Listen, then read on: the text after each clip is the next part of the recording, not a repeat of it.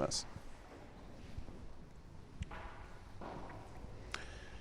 In nomine Patris et Filii et Spiritus Sancti. Amen. Ave Maria, gratia plena Dominus tecum, benedicta tu in mulieribus et benedictus fructus ventris tui, Iesus.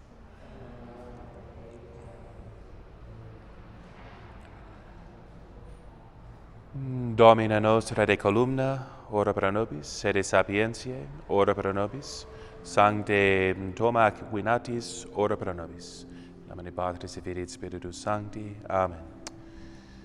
Muy bien, bienvenidos. Entonces estamos estudiando este libro del padre Antonio Royo Marín, en paz descanse, dominico tomista por excelencia, muy fiel a Santo Tomás de Aquino. Entonces, este libro recomiendo porque es un buen resumen, como les decía, de los puntos catequéticos, pero con las definiciones dogmáticas. Y estamos para darles un breve repaso nomás de estructura. La primera parte es teología de la fe, ¿no? ¿Qué es la fe? Dijimos, la fe, coloquialmente, quiere decir, pues, de confiar en la palabra de otra persona, ¿no? Entonces, es un acto sumamente razonable, porque si consta que tal persona sabe más de tal tema o asunto que yo, confío en su opinión. Es lo que hacemos cada día, pidiendo direcciones, aconsejándonos con un médico, con el mecánico, ¿no? Con tal de que haya confianza. Entonces, fe humana, entonces es falible, pero es sumamente razonable, ¿no? ¿Verdad? Y la certeza es según la ciencia de tal persona, ¿no? Entonces, luego fe divina tendrá pues una certeza absoluta. O sea, si Dios lo revela, Dios es la verdad absoluta, suprema, que no puede engañar ni ser engañado, ¿no? Entonces, así de fe divina, hay una certeza absoluta, pero tenemos que constatar que Dios está hablando, ¿no? Entonces, nomás añadió también una parte ahí de diversas formas de la fe divina, porque Dios puede revelar algo públicamente o privadamente. Entonces, las revelaciones privadas, eso no trata de algo que todos tienen que creer, ¿no? Mientras la revelación pública es para todos, ¿no? Entonces, bien, entonces, y naturaleza, la transmisión. Bien, entonces, motivos de credibilidad. Luego nos habló de cómo podemos saber que Dios está hablando. Dígame, nunca lo olviden. Todos juntos. Milagros y profecías, exactamente, ¿no? Obras divinas que solo Dios puede realizar, que indican que Él está actuando, y si vienen acompañados de una doctrina revelada, sabemos que Dios está revelando tal doctrina. Eso es lo que hacemos en la canonización de santos, ¿no? Eso garantiza, generalmente los teólogos, siguiendo la opinión del Papa Benedicto XIV, dicen que las canonizaciones son infalibles, en cuanto sigan todas las reglas de que nos termina obligándonos a rendir culto a tal persona. Garantiza que a lo menos está en el cielo, ¿no? Si no fuera así, la Iglesia Santa nos estaría mandando de rendir culto a alguien que está en el infierno.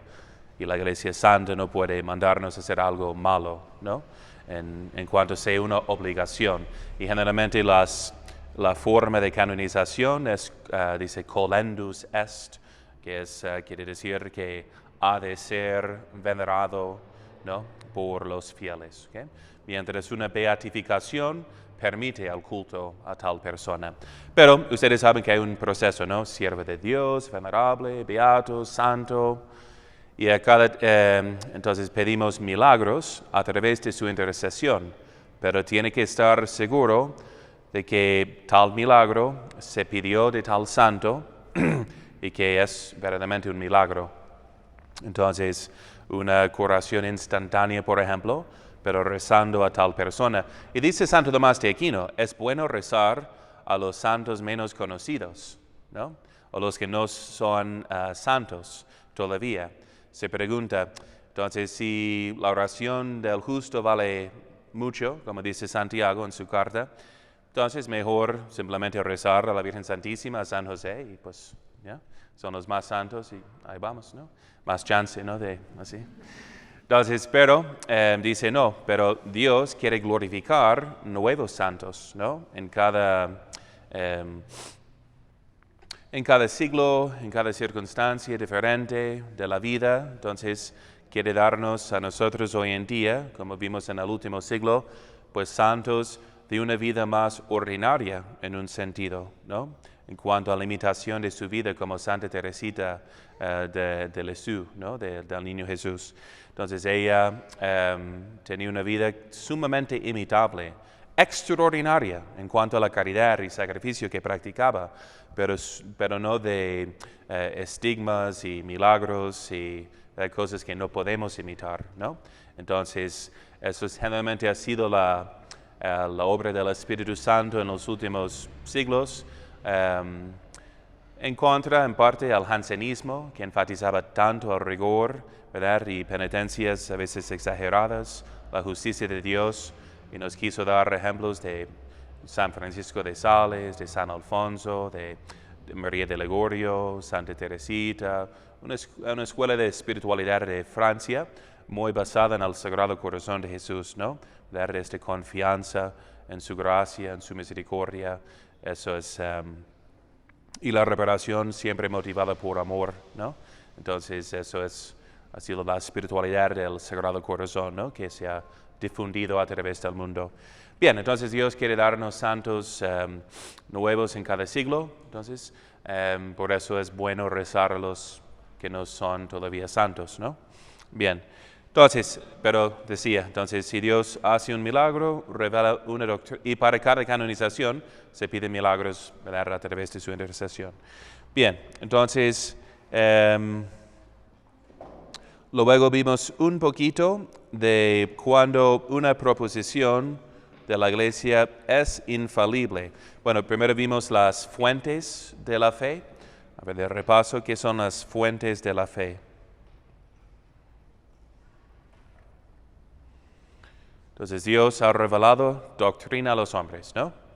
Entonces, en cuanto al contenido de esta fe, ¿dónde pues, lo puedo encontrar? En la Biblia y también ¿en cómo? En Denzinger, que es un resumen que no es divinamente revelado, pero es simplemente una colección de los dogmas de la Iglesia, ¿no? Que es la Sagrada Tradición. Generalmente decimos como de fuentes serán pues los padres de la Iglesia, como la tradición, aunque hay más a veces fuentes que expresan como incluyendo a veces la arquitectura de los primeros siglos de los templos, indican algo de lo que creían de la misa, intercesión de los santos. Los primeros cristianos rezaban a los santos y por las ánimas en purgatorio. Sí, claro. Entonces, porque eso vemos en las catacumbas, que son, digamos, los testimonios, monumentos más antiguos a la fe católica, aunque no sea un documento escrito. Ahí vemos ora pro nobis, ¿verdad? Ante los restos de tales mártires que colocaban en el altar como las arras, que entonces veneraban los huesos de los mártires, pedían su intercesión, también referencias a rezar por los difuntos. Entonces eso no viene por escrito. Hay escritos, obviamente, sobre el tema, pero la arqueología misma, ¿no? Da testimonio a estos monumentos de la fe. Pero bien, entonces la tradición, bueno, y por eso la importancia de la liturgia también, ¿verdad? Porque la liturgia misma es un monumento, ¿verdad? De la fe católica, que transmite más eficazmente la fe a los fieles, como nos dice la Iglesia. Y a la sentencia de los padres es lex orandi, lex credendi, que la ley de orar establece la ley de creer, ¿no? Entonces así, por ejemplo, en los Estados Unidos, donde todos reciben a la Santa Comunión de pie y en la mano, y sin confesarse, ¿cuántos creen que es realmente Jesús sacramentado? De los que van a misa, una vez al mes a lo menos, 25%, ¿no? ¿Verdad? Fue un estudio, una encuesta, digamos, de cuántos creen. Nadie cree porque no se trata como si fuera Dios, ¿no? Entonces diga lo que digan al sermón, al cual pocos prestan atención. Entonces, yo sé qué es la fe por lo que siento y cómo actúo, como todos actuamos colectivamente, y no nos hincamos ante ese pan bendito, uno dará, ¿verdad? Porque muchos se mantienen de pie, se recibe de pie, se recibe la mano como cualquier cosita, ¿verdad? Y nadie cree por fin que es Jesús sacramentado. Entonces, he ahí la importancia de conservar las tradiciones. Cuando hacen esta falsa dicotomía, diciendo que no, bueno, hay muchos argumentos falsos, y como estamos tratando del modernismo, ellos mismos lo repiten, porque el objetivo del modernismo es de cambiar la fe, ¿no? En cuanto a su contenido, en cuanto al concepto mismo de la fe. Entonces, había mencionado varias veces, ¿no?, de que ese argumento, pues no importa lo que expreses por lo exterior, lo que importa es lo que está en el corazón, ¿no? ¿Por qué te preocupas de hincarte y hacer esos actos y gestos de reverencia? Si está en tu corazón, así basta, ¿no? ¿Qué? Entonces, nadie lo aplica a un matrimonio, ¿no? Ninguna mujer dice, no tienes que decirme que me amas. Con tal de que lo sientas ocultamente en tu corazón, basta. No me traigas ninguna flor, beso, saludo. Yo no dudo de tu amor. Bueno, va a dudar si nunca lo expresa, ¿no? ¿Verdad? ¿Y qué pasa con estos que expresan el afecto y cariño y amor? Hace que el amor crezca, ¿no? ¿Verdad? Crece así por los actos de ambos, ¿no? Entonces, como seres humanos, aprendemos por los sentidos, ¿no? Entonces, no somos ángeles. Si fuéramos ángeles, no tendría que dar la plática, nada más podría comunicar por puros pensamientos. Tú ya sabes lo que estoy pensando, ¿no? Tengo que dar esta plática, la misma, cada sábado, tengo que hacer gestos chistosos para mantener la atención de todos, ¿no? Entonces, ustedes saben que educan a sus hijos, que tienen que enseñarles por los sentidos. Claro que importa, porque por medio de las cosas visibles, somos enamorados de las cosas invisibles. Ese es el prefacio de Navidad, rapiamur, ¿no? Para que seamos enamorados o arrebatados por amor, dice, ¿no? De las cosas invisibles, porque Dios se hizo carne y habitó entre nosotros. Y esa es nuestra fe cristiana, dice San Juan, lo que hemos visto, tocado, oído por los sentidos, ¿no? Conocimos al Verbo hecho carne, ¿ok? Bien. Entonces, eso es un argumento falso, ¿ok? Porque es falso porque somos seres humanos y no ángeles, ¿ok? Entonces, las expresiones comunican y aumentan, ¿verdad? La fuente, digamos, espiritual, ¿ok? Otro argumento falso, es decir, las tradiciones con T minúscula no importan. Lo importante es la tradición con T mayúscula, ¿verdad? Que son, pues, las citas, por ejemplo, de Denzinger o de los padres de la Iglesia. Okay. ¿Cuánto tiempo han pasado? Voy a entrevistar, ¿no? ¿Cuánto tiempo ha pasado mi gente leyendo a Denzinger? En toda la vida. Poco tiempo, ¿ok? Entonces, ¿cuántos libros de los padres de la Iglesia han leído?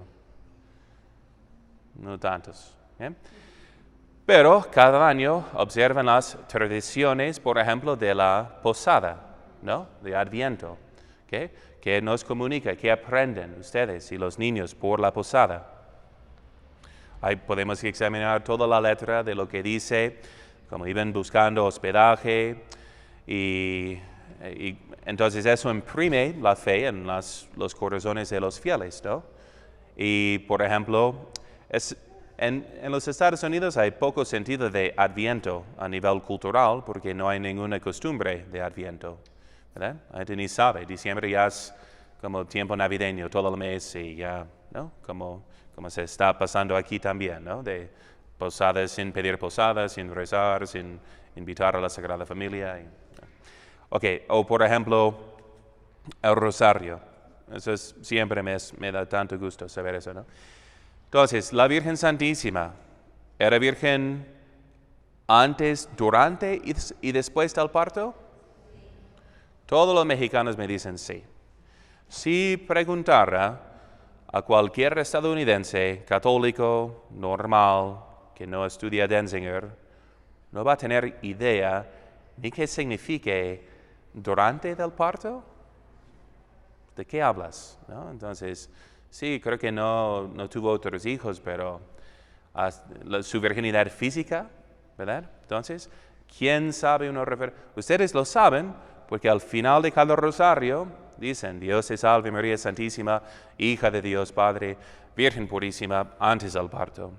¿Verdad? Es madre de Dios Hijo, Virgen purísima en el parto. Esposa de Dios Espíritu Santo, Virgen purísima después del parto. Ahí está.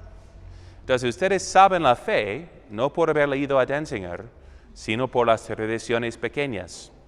Si eliminamos las tradiciones con T minúscula de su vida, ¿van a conocer a la tradición dogmática de T mayúscula?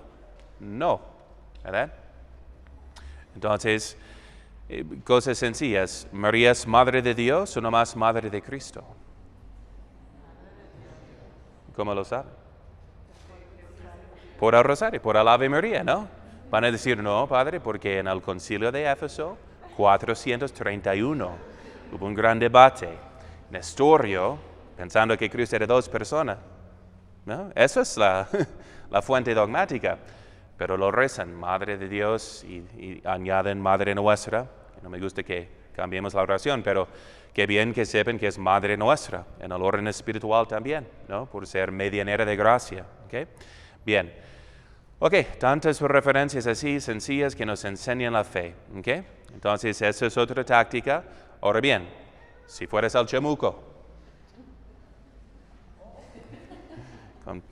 yo lo imagino con pelo rojo, como encendido de fuego. Okay. Entonces, ¿qué harías para cambiar la fe?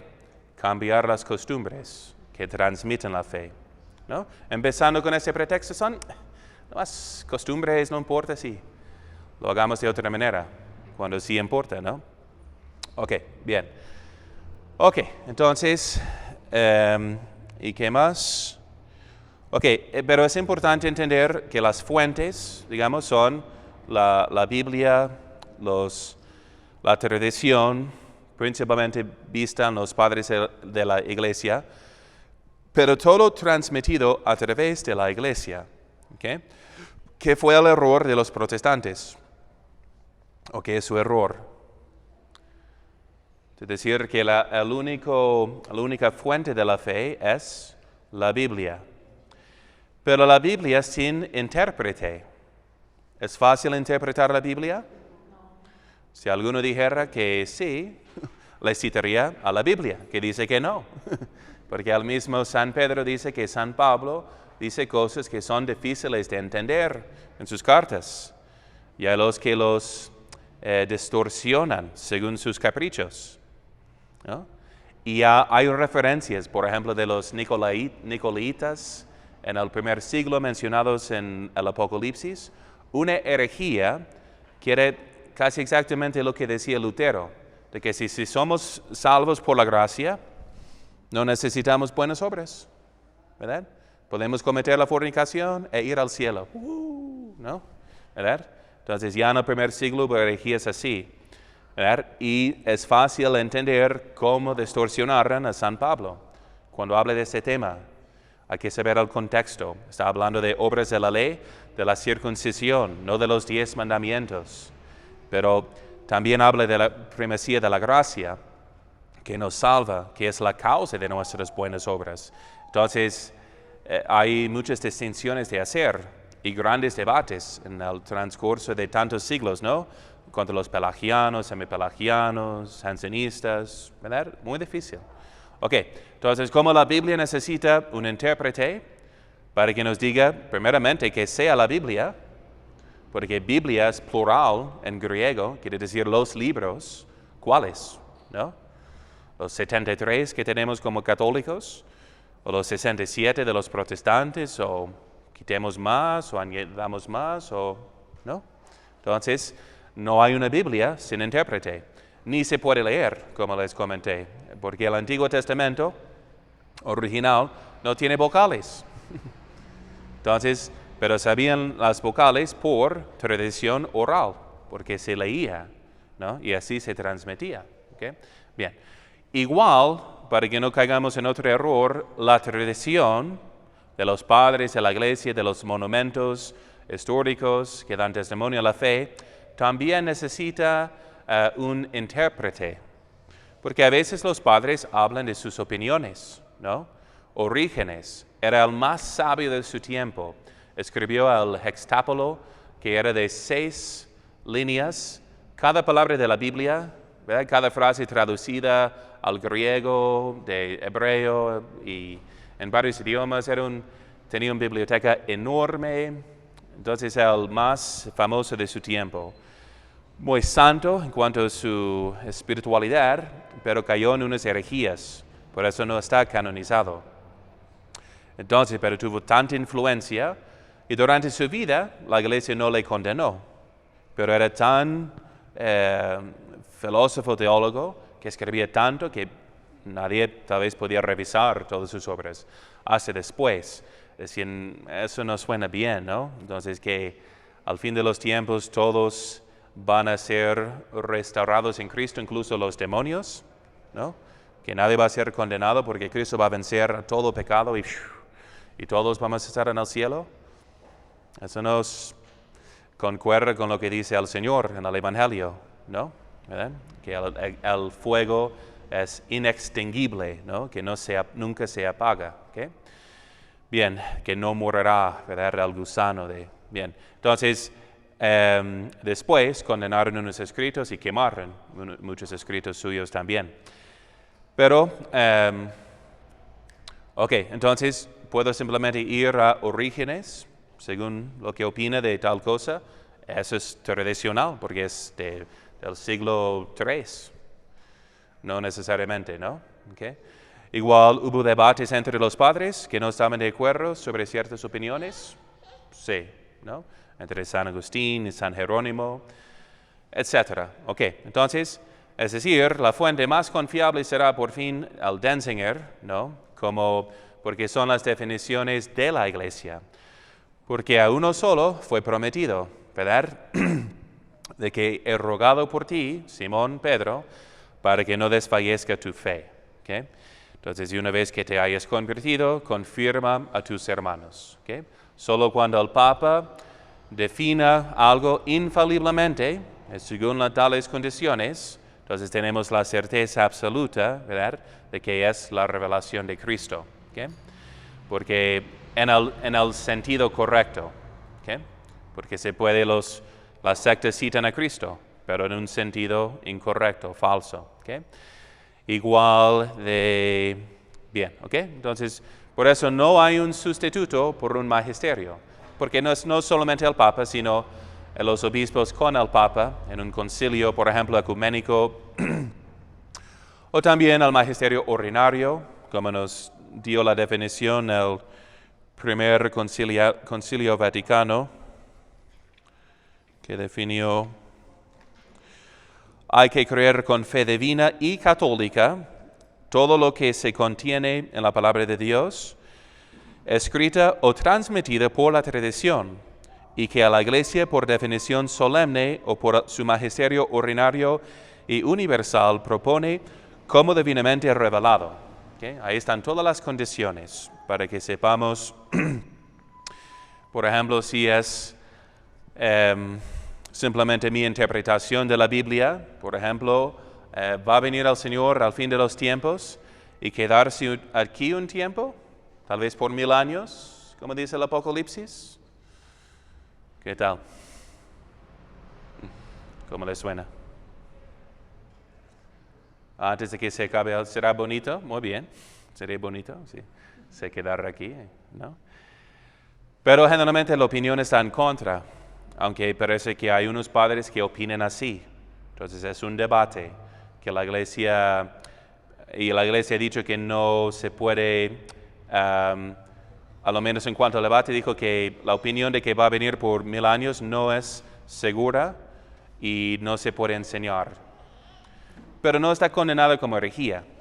Entonces, si un teólogo, un padre castellani, un argentino, entonces escribió sobre el tema, era muy inteligente. Entonces, él simplemente, lo que debe hacer uno en este caso es someterlo al magisterio. Mire, pues hice más investigaciones, ahora me parece que hay fundamento probable, ustedes juzgan, ¿no? Pero siempre tiene que ser del magisterio que pronuncie por fin, ¿verdad?, en favor o en contra, definiendo, ¿ok? Entonces hay opiniones, ¿ok?, teológicas. Hay también cosas en la Biblia que no sean definidas por el magisterio, también, ¿ok? Por eso vemos los dogmas al transcurso de los siglos, ¿ok? Bien, ok, y, bueno, si me pueden esperar un segundito. Bien, entonces continuamos. Entonces, ahí estábamos viendo qué son las condiciones. Y tiene que estar pues el magisterio, ¿verdad?, el que nos pronuncie e interprete lo que es el sentido verdadero de la Biblia y lo que es la tradición también, ¿okay? Aunque no invente nada, ¿verdad?, es el custodio fiel, ¿okay? Pero la promesa está con ella, la iglesia, por el que vosotros oye, a mí oye. Ahí está la promesa, ¿no? Bajo San Pedro, por quien rogó al Señor para que no desfalleciera su fe. Ok, entonces, y estábamos en este punto de que también condenado como herejía por el primer concilio vaticano, un concilio muy importante. Dice, si alguno dijere que puede suceder que según el progreso de la ciencia haya que atribuir alguna vez a los dogmas propuestos por la Iglesia un sentido distinto del que entendió y entiende la misma Iglesia, sea anatema. Esto está mal, no quieres estar anatema, ¿no? Quiere decir, pues fuera, excomulgado, fuera de la Iglesia, ¿ok? Separado de ello, ¿ok? Bien, entonces, y sigue explicando al mismo concilio, la doctrina de la fe que Dios ha revelado no ha sido propuesta como un hallazgo filosófico que debe ser perfeccionado por los ingenios humanos, sino entregada a la esposa de Cristo como un depósito divino para ser fielmente guardada e infaliblemente declarada. De ahí que hay que mantener perpetuamente aquel sentido de los sagrados dogmas que una vez declaró la Santa Madre Iglesia, y jamás hay que apartarse de ese sentido, sobre texto o en nombre de una más alta inteligencia. Correzca pues y mucho y poderosamente se adelante en quilates la inteligencia, ciencia y sabiduría de todos y de cada uno, ora de cada hombre particular, ora de toda la Iglesia universal, de las edades y de los siglos, pero solamente en su propio género, es decir, en el mismo dogma, en el mismo sentido y en la misma sentencia. ¿Okay? Dogma de fe. ¿Okay? Si alguno dijere, ¿verdad?, ahora pues ya no creemos en ese dogma. Ya hemos superado. Un seminarista me decía, ¿no?, en su seminario, el profesor decía, no, eso de fuera de la iglesia no hay salvación, es un dogma que ya hemos superado, que ya no creemos. ¿Okay? Prácticamente, ¿no? Eso le decía, herejía. Se nota primeramente que tal profesor es un modernista, no es católico, porque el modernismo es una herejía condenada por la iglesia. ¿Okay? Y tomen en cuenta que el Papa San Pío X la condenó como una herejía dentro de la iglesia, ¿no?, que estaban enseñando los mismos teólogos y sacerdotes católicos, hasta obispos incluso, ¿no? Entonces, ¿puede existir la herejía dentro de la iglesia? Sí.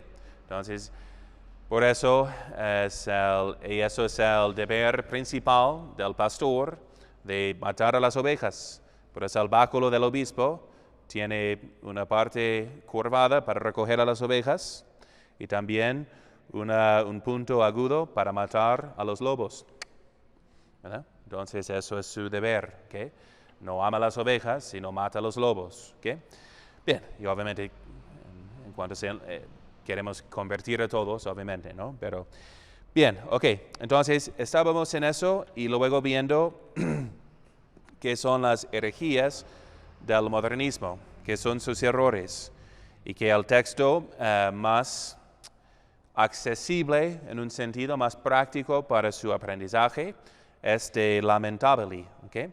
Que es un resumen de sus errores por categorías, porque hay Pascendi, la encíclica de San Pío X, pero es a veces difícil de entender, porque sus errores son muy sutiles y filosóficos, pero Lamentabili les da una lista y pueden identificar, eso dijo mi profesor de Biblia, es modernista. Okay.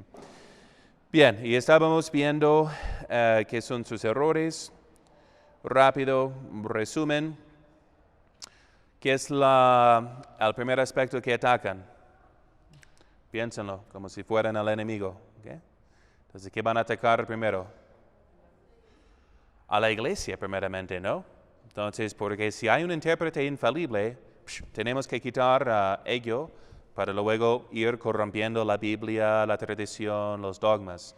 Pero primeramente está esta piedra, ¿no? Que es San Pedro. Entonces, la primera cosa que negaban era la autoridad doctrinal de la iglesia. ¿Okay? La iglesia es simplemente humana, el magisterio es humano y pueden fallar. ¿Y saben qué? Yo he estudiado más que ese papa viejito, ¿no? Que no se ha actualizado, entonces yo sé más que todos y realmente es simplemente que el teólogo más, debemos seguir simplemente al teólogo más reciente y más sabio, ¿no? Es el experto verdadero. Pero Cristo no prometió a los teólogos esta infalibilidad, sino a San Pedro y a sus sucesores, ¿no? Y a la iglesia, al magisterio, ¿ok? Entonces, su primer error, como vimos, hay 8 condenaciones que niegan la autoridad de la iglesia, su autoridad doctrinal para enseñar y definir qué sea la fe. ¿Okay?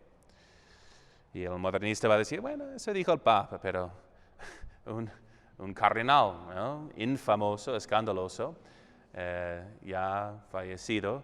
Entonces él había dicho, pero ¿por qué debemos seguir los dichos de papas muertos?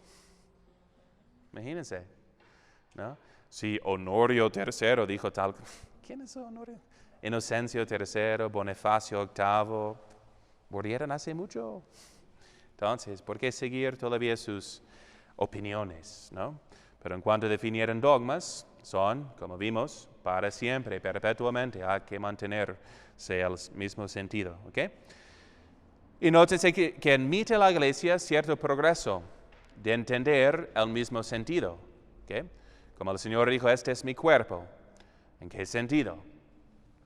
Viene 1200 años después, transubstanciación. ¿Fue un cambio de sentido? No.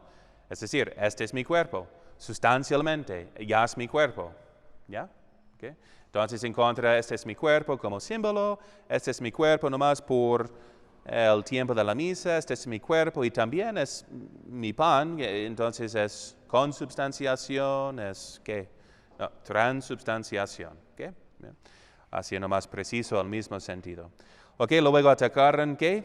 La autoridad de las Sagradas Escrituras. Primero quitamos al magisterio, luego vamos corrompiendo las Escrituras. ¿Okay? Diciendo ¿qué va a ser la táctica? Pues igual fueran escritas por hombres y pues a veces tiene sus errores o expresaba más bien su opinión de lo que sentía San Pablo en aquel momento de Cristo, de su relación con Cristo.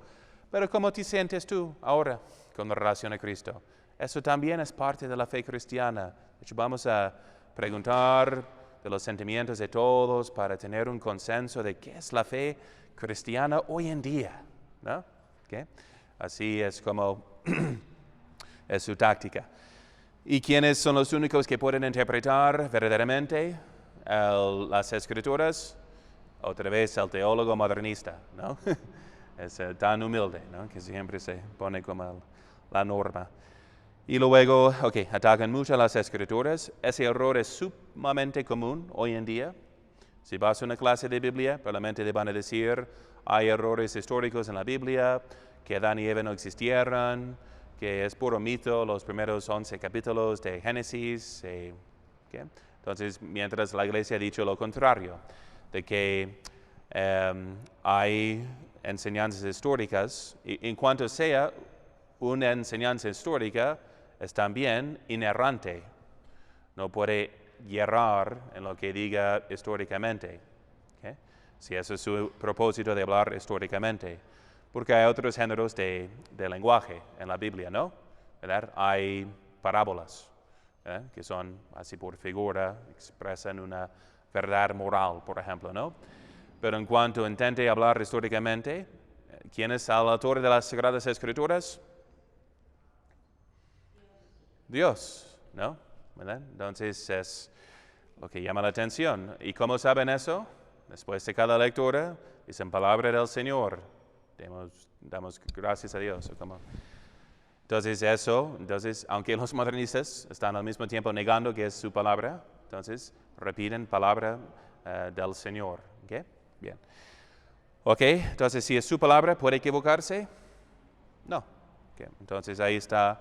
Entonces, si la Iglesia entonces precisó lo que es histórico, no todo es el sentido literal e histórico de los primeros capítulos de Génesis, pero si es histórico que Dios hizo el mundo de nada, que hizo Adán, formó Eva de su lado, y luego que ellos pecaron, que somos todos descendientes de Adán y Eva. ¿Okay? Entonces, eso son verdades también de nuestra fe católica. Porque si se niega que Adán y Eva existieran, entonces luego, ¿qué es la consecuencia? ¿Y cómo tenemos al pecado original? Que niega también al modernista. Pero ya ven, él sabe exactamente cómo destruir el fundamento para que todo lo demás caiga, ¿no? Bien. Entonces, revelación y dogma, por fin dice abiertamente que la revelación es simplemente la expresión, la sentencia común de los cristianos de aquel tiempo, y que se puede adaptarse y debe adaptarse a cada siglo, a cada tiempo, al sentido común de todos nosotros. ¿Okay? Entonces, eso suena como la masonería en el sentido de la democracia falsa, ¿no? ¿Verdad? La democracia en sí no es falsa, pero la forma falsa es cuando no hay una autoridad. La democracia verdadera, es decir, la autoridad viene de Dios, pero podemos elegir quién la reciba. ¿Okay? Eso está bien, ¿okay? Si quieren un sistema así. Si no quieren una monarquía, por ejemplo, de herencia, ¿no? De familia. Pero decir, no, te damos la autoridad, pero nosotros te damos la autoridad, no viene de Dios. Y vamos a definir tu autoridad y por eso se ven que las sagradas constituciones modernas también se pueden cambiar, porque la voluntad del pueblo está por encima de todo. ¿Okay? Y eso es bien. Eso es el sentido también del modernismo en cuanto a qué es la fe, simplemente la conciencia cristiana colectiva de qué creemos y pensamos y sentimos de Dios hoy en día. ¿Okay? Y obviamente su táctica será de cambiar la fe, ¿no? A través de cambiar las costumbres, ¿verdad? Cambiar las expresiones, enseñando errores para que se cambie actualmente la fe en la mente de los fieles. ¿Okay? Pero aunque haya muchos herejes en la iglesia, dentro de la iglesia, la fe sigue siendo la misma. ¿Okay? Pero es más difícil de conocer a veces. ¿Okay? Luego negar en qué más, la divinidad de nuestro Señor, ¿okay? Diciendo que no es Dios, que es simplemente un hombre que era muy unido con Dios, etc. Y si no es Dios, pudo haberse equivocado, ¿verdad? ¿Qué más cae si no es Dios? ¿Somos redimidos? Pues no, porque nadie ofreció a Dios algo de valor divino, infinito, para redimir a todos los hombres. Hubiera sido actos así limitados, finitos, falibles. ¿Okay? Y luego pues niegan que Cristo sabía que era Dios, que sabía todo. Niegan su omnisciencia, que es su omnipotencia, ¿okay? Que vemos en sus milagros, cuando lee los pensamientos de los hombres, ¿verdad? Cuando hace milagros. Bien, ¿ok? Y luego los sacramentos. ¿Qué van a decir de los sacramentos? Si ya capten más o menos el modo de pensar del modernista, ¿qué será su táctica? No son necesarios. ¿Los instituyó Cristo? Como sacó su ritual así para, voy a hacer la bendición. No. Entonces, van a decir lo mismo de que se inventaron después como costumbres para expresar lo que sentimos de Cristo y queremos al niño tanto que lo vamos a expresar una bendición para que sea hijo de Dios, ¿no? Entonces se iba inventando después, ¿ok?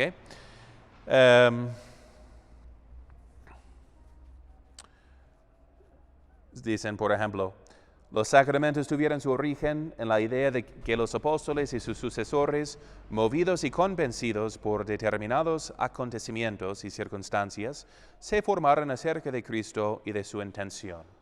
¿Ya? Entonces, aunque no instituyó un sacramento, pues según nos enseñaba, sería bonito si tuviéramos una ceremonia para expresar, ¿no?, su amor de los niños por el bautismo, okay, ¿no? Ok, entonces que se inventaron después, que más que no tienen más finalidad que la de mantener viva en el espíritu la presencia siempre beneficiosa del Creador. ¿Ya? Eso se ve, por ejemplo, en el sentido de bendiciones. Si van a un padre modernista pidiendo una bendición, ok, entonces vamos, para bendecir la comida, por fin no la bendice. Nomás canta, bendigamos al Señor. Ok, pero puede bendecir la comida. Voy a bendecir a Dios y darle gracias por la comida. Qué bien, qué bien. Pero puede bendecir la comida también, ¿no? Entonces, por fin no hay objetos benditos para los modernistas, ¿verdad? Todo simplemente para recordarnos. Y eso suena muy protestante, ¿verdad? Somos salvos simplemente por la fe, que toda la misa, los sacramentos son simplemente para inspirar más fe, ¿no?, en el alma, ¿okay?, en lo que hizo Dios. ¿Okay? Pero no es para comunicar gracia a través de, ¿okay?, los sacramentos y bendiciones. Bien, ok, entonces, ¿pero qué vamos a hacer en contra?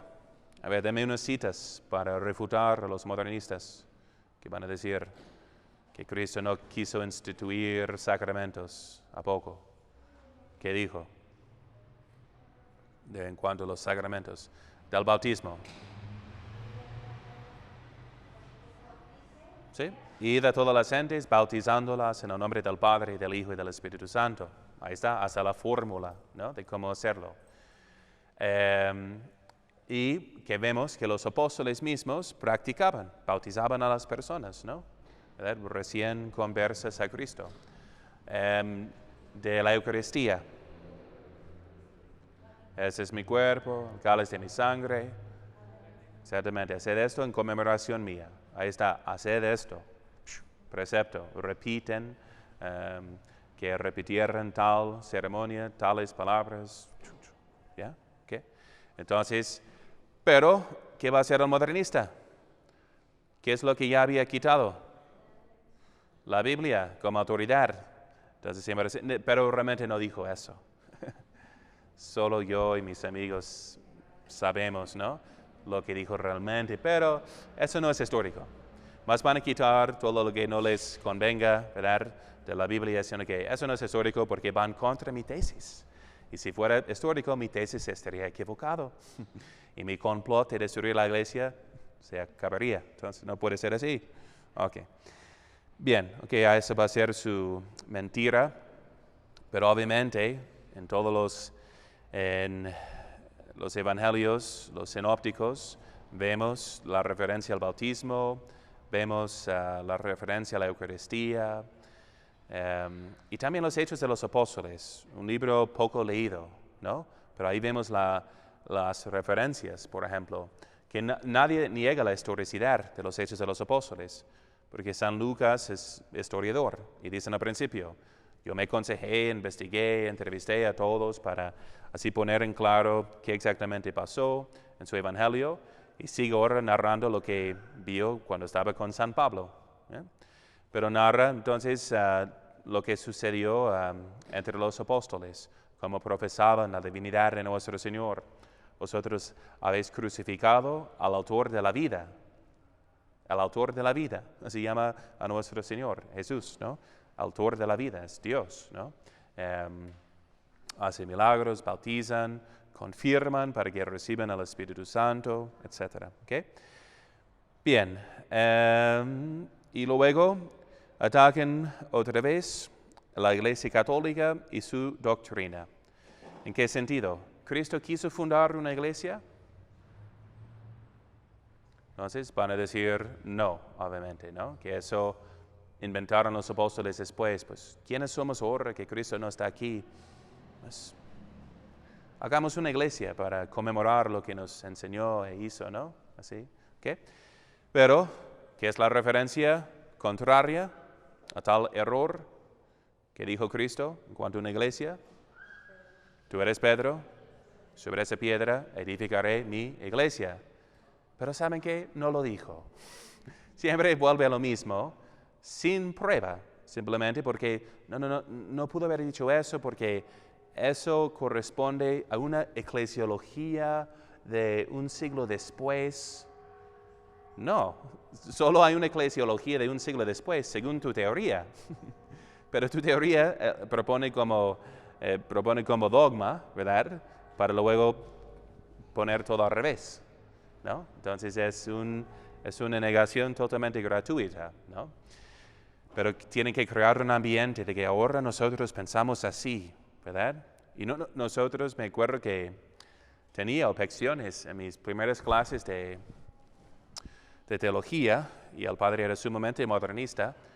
No lo sabía porque era recién converso, pero yo me convertí por leer las Escrituras como palabra de Dios. Me cambió por completo. Y él iba insinuando, ¿no? Que no fuera la palabra de Dios. Es más la palabra de Pablo, de lo que siente de Dios, pero entonces era como un veneno y sentí eso está mal. Y me acuerdo de preguntarle, nomás como filósofo, pero ¿por qué dicen eso? Y era luego, no, decimos ahora, no, es un misterioso nosotros o ellos dicen, ¿verdad? ¿Quiénes son ellos? ¿Qué son sus pruebas? No. Ellos dicen, ¿okay? Su grupo pequeño de modernistas, ¿okay?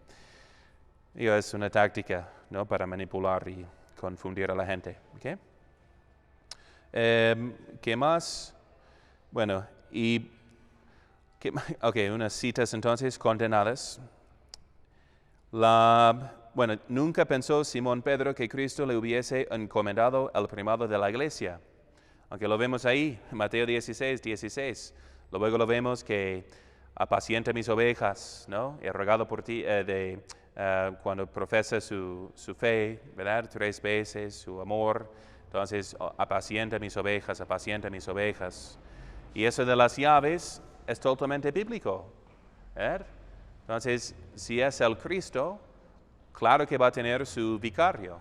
Esa fue una institución desde el Antiguo Testamento, de tener el mayordomo sobre la casa, como vimos en Isaías, ¿no? ¿Verdad? Siempre hubo alguien con las llaves del rey representando su autoridad. ¿Okay? Entonces, eso no es algo inventado después. Viene desde antes de Cristo. ¿Okay? ¿Qué más condena? Que la iglesia se manifiesta enemiga de los progresos de la ciencia naturales y teológicas. ¿Es cierto? ¿La iglesia es enemiga de las ciencias naturales? No, es la que más ha fomentado su progreso. Porque ¿cómo pensaba el pagano en tiempos antiguos? ¿Desarrollaba las ciencias naturales? No, porque hay un Dios en todo, el mundo es un misterio, es un caos y, pues si el sol me afecta, le voy a ofrecer algo para que me ayude, ¿verdad? Pensaba que todo tenía un espíritu, pero la fe católica, siendo la revelación de la verdad, enseñó al hombre, no, ¿sabes qué? El mundo tiene un orden, no por ser dioses, sino porque Dios mismo puso orden en ello. Lo hizo con un diseño que se puede estudiar. Si sabemos que todo fue hecho por el logos, ¿no? Por el verbo, la palabra, que quiere decir orden en griego, sabemos que podemos estudiar el orden de las cosas. Ese es nuestro insight católico. Por eso los mejores científicos, ¿no? Empezaron con pues, las escuelas de los benedictinos, de los monasterios, ¿verdad? Estudiando toda la ciencia natural incluso, ¿no? Como San Alberto Magno y Copérnico, por ejemplo, era clérigo. Bien, entonces muchos ejemplos, pero bien. Ok,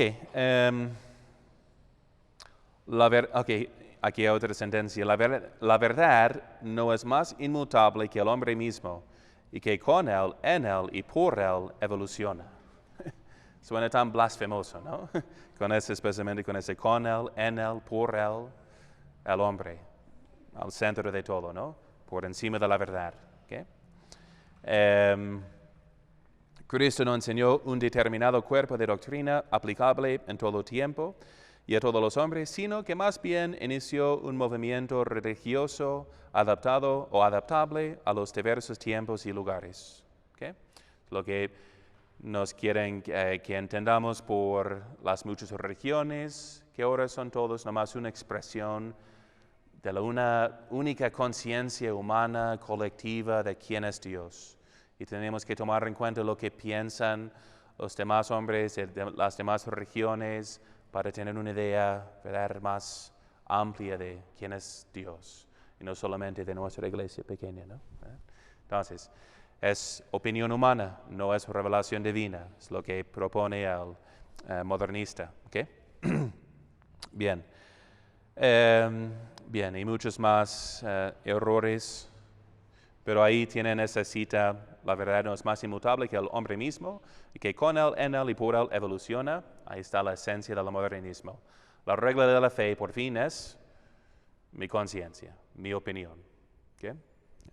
Y digo, hay que tener cuidado porque esta idea se propaga por la cultura, ¿no? Gracias Hollywood, ¿no? Pero en los Estados Unidos la conciencia es suprema, ¿no? Por encima de todo. Hasta el católico es naturalmente más protestante, ¿no?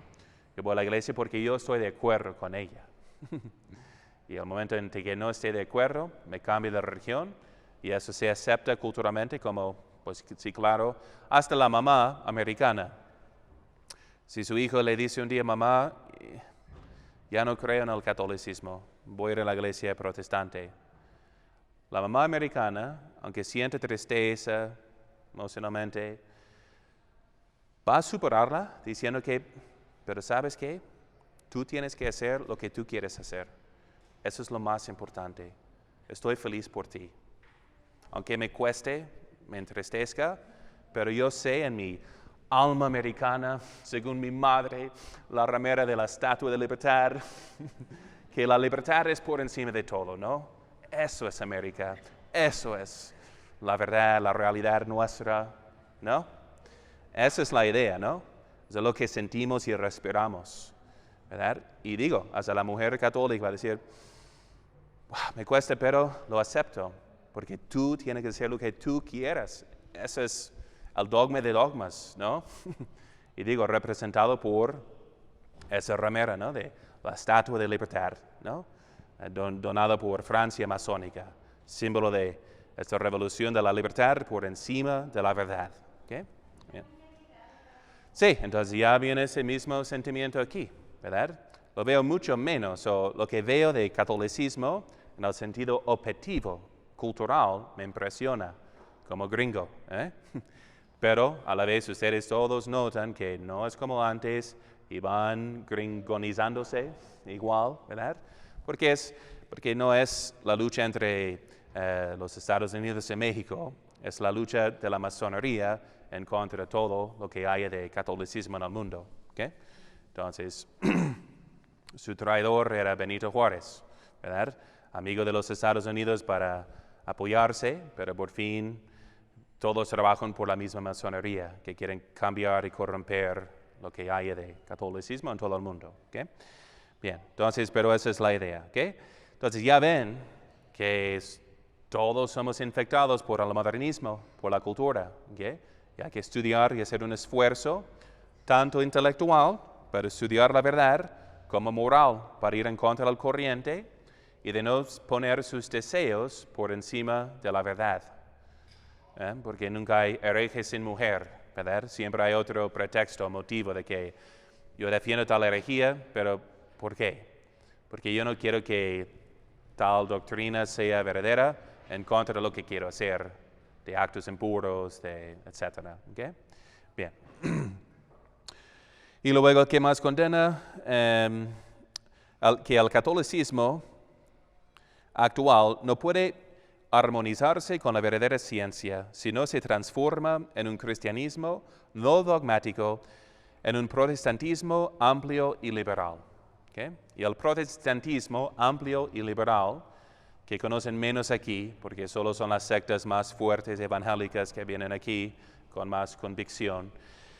Pero en los Estados Unidos, donde yo iba a la iglesia protestante, creo que ya tienen obispas lesbianas, ¿no?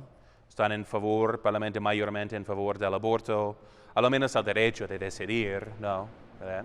Aunque no quieren que suceda, pero, ¿no? Y homosexualismo, aborto, son mucho más del mundo que de Cristo, ¿no? Y es porque luego dicen, uno me dijo, ¿no? Yo no estoy de acuerdo con todo lo que dice Pablo, ¿okay? En sus cartas, ¿no? Para él es nomás la opinión de Pablo de aquel tiempo y ya no seguimos esta opinión, aunque hay algo de inspiración de cómo él se sintió con Cristo en aquel tiempo, etc. ¿Okay? Bien.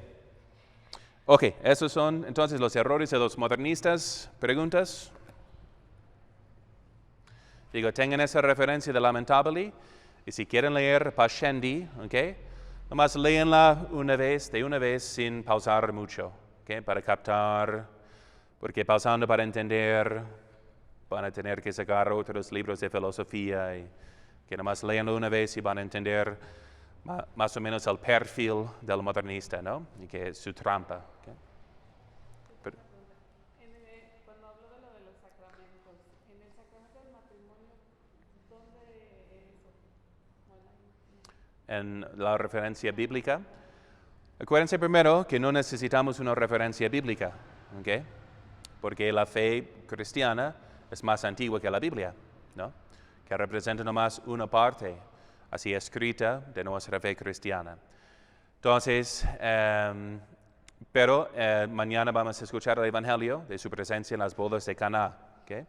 Que es donde vemos que el Señor santificó el matrimonio por su presencia, elevándolo a ser un sacramento.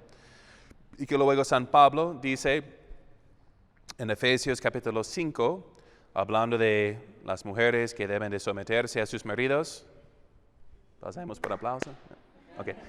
Y luego como los hombres deben de sacrificarse hasta la muerte por santificar a sus esposas, ¿no?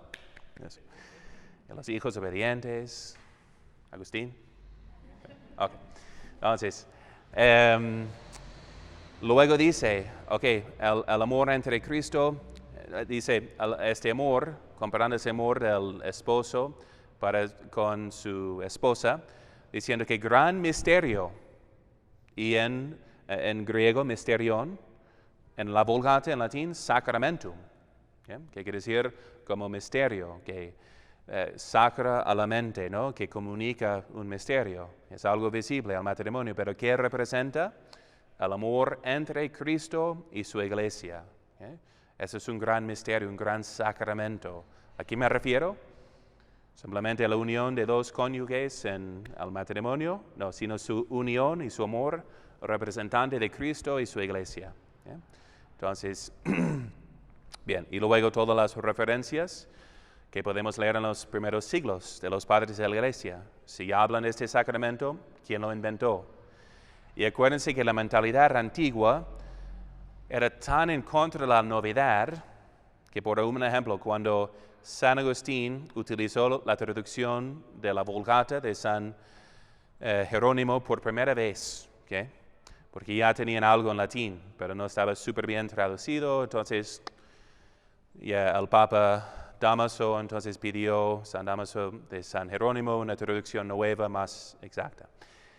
Y dice, leí, Jerónimo amigo, entonces leí de tu Biblia hoy, pero cuando mencionaste, pusiste un nombre diferente por el árbol bajo el cual estaba Elías, creo, si no me equivoco, de la referencia. Y cuando mencioné un árbol diferente, la gente exclamó en contra, empezaban a gritar y pelear, porque había cambiado la palabra de Dios. Eso es, y tuve que explicar que no es, en el hebreo más bien es tal sentido, tal árbol, pero no aceptaban nada de novedad. Y además memorizaban todo, porque no podían escribir todo. Entonces tenían buenas memorias y tenían ese mismo sentido de los israelitas de guardar cada palabra de la Biblia, ¿no? ¿Verdad? Y las de memoria, entonces de saber exactamente qué era la cita, ¿no? Okay. Entonces, digo, decir novedad es ya herejía en el mundo antiguo. Entonces no tenían no eran flojos, digamos, o en ese sentido de tradición, ¿no? Bien, sí me explico. Tal vez no. A ver, entonces, ¿más preguntas?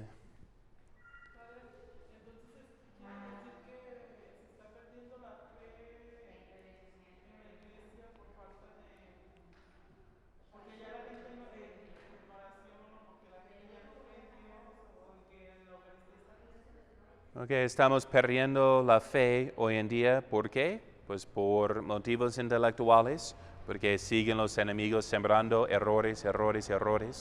Nomás hay que repetir la misma mentira una y otra vez, ¿no? Y también por la persecución moral, ¿no? Porque es la lujuria, dice Santo Tomás, que apaga la luz de la fe en el corazón. Entonces, la táctica del enemigo y abierta de la masonería, ¿no? Es de sembrar errores, ¿no? Como hacen de la historia de México, todo, ¿no? Y igual de la iglesia, leyendas negras, etcétera, y a la vez corrupción moral, ¿no? Están proponiendo, han invertido, creo que son 1 billón, digamos, son como 25,000 millones de pesos para eso de la educación sexual y de dar condones a todos y, ¿verdad? Y que tú tienes el derecho, no obedezcas a tus papás, ¿no? Ayer, bueno, va a salir ese domingo en Siempre Alegres la señora Norma Barba, entonces trató en su alerta de qué está pasando con eso, ¿no? Pero casi $1 billón, ¿no? Que México que podría solucionar todo a los hambrientos en México, ¿no? Pero no, más importante es que los chicos y chicas practican la fornicación. Porque si se dejan llevar por la lujuria, México ya no será católico, punto. ¿No? Ese es el plan. Y más eficaz, ¿no? Porque cada uno juzga según su disposición, ¿eh? Dice Aristóteles. Si tus deseos están mal, tus juicios van a estar mal también. Cada ladrón juzga que los demás roban, ¿no?